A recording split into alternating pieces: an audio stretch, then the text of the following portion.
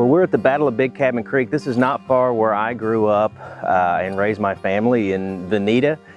This is a Civil War battle site, and there's a number of battle sites and skirmishes from the Civil War across Cherokee Nation. This one, of course, is important to me because it's close to where I grew up, but it also helps kind of tell the story of the Civil War in Cherokee Nation. There were two battles here, Union forces, Confederate forces. Cherokees on both sides of the conflict, which is a big part of what the Cherokee part of the Civil War was about, a split nation.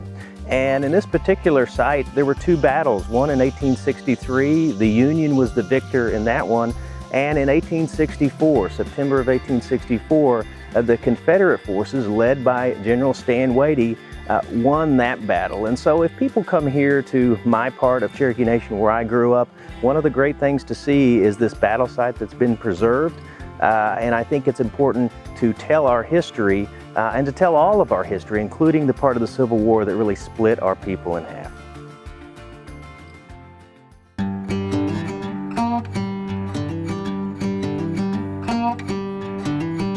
We're in my hometown of Vinita here at the Eastern Trails Museum, and Vinita is full of history. Vinita was founded in 1871 during the post-Civil War period of the Cherokee Nation. So after the Civil War, after the Treaty of 1866, the railroads came into Cherokee Nation. Of course, that brought a lot of pressures that ultimately led to statehood, but Vinita was one of the byproducts of the railroads coming in, because people were speculating on land and where the railroads were going to cross, and they crossed right at this spot, actually not far from where I am. And that created one of the great communities in Cherokee Nation before Oklahoma statehood.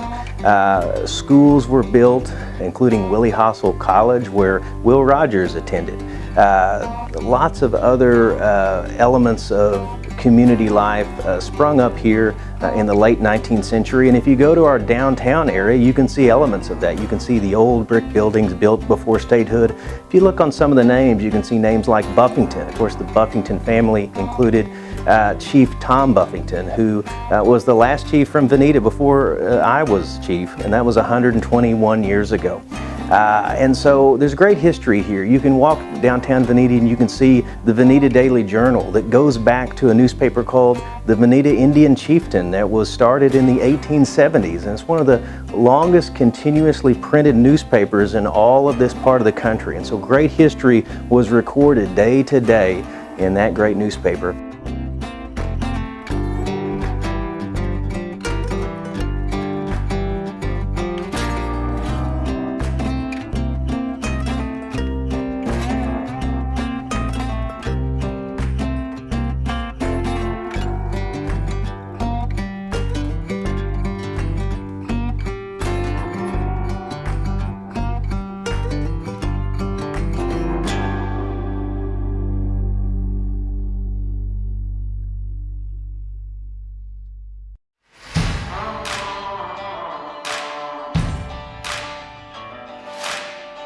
The rodeo grounds is important to Vinita because it's the site of the annual Will Rogers Memorial Rodeo. And of course, Will Rogers is an important person in Cherokee history, and part of his history was here in Vinita. As a young boy, he attended Willie Hossel College.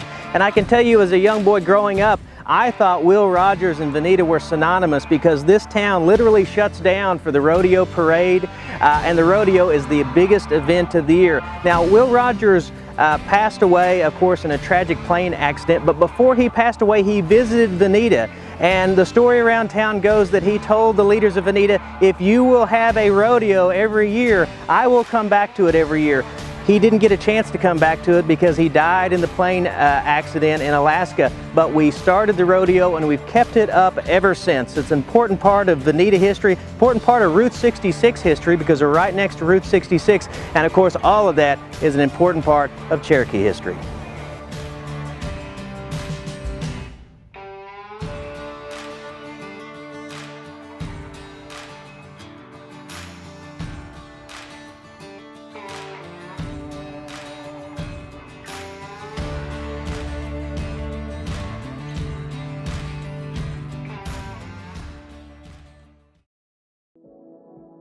I grew up here, love this town, raised my family here. My family's been in this community for generations and generations, and it remains a proud Cherokee community. And so next year in 2021, Vinita will celebrate its 150th anniversary, and we're glad to celebrate it.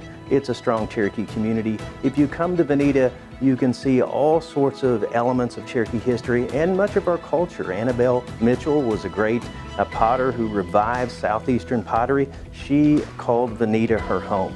And of course, today we have great artists here in the area, including our council member, Victoria Vasquez. So I'm proud of my hometown, as everyone is, but if you come to Vinita, you can see great things in just a small area, a wonderful town. And while you're here, you can eat lunch at Clanton's, a great restaurant on Route 66.